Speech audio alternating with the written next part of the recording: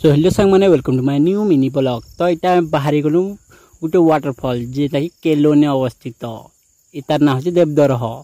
तो आम एंता काटकुटी जो खोजी खोजा कर पलेमा एंता बहिक जिमा तार बाद मांस के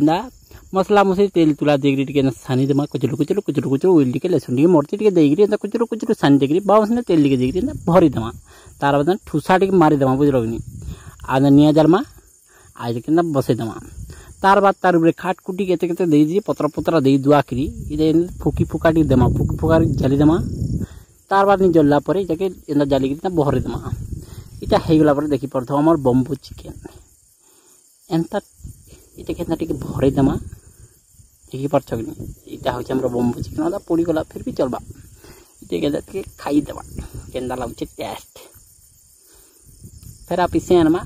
आप फेर गोटे खाई देखा टेस्ट जानी पार्न भल लगे मोर ब्लॉग।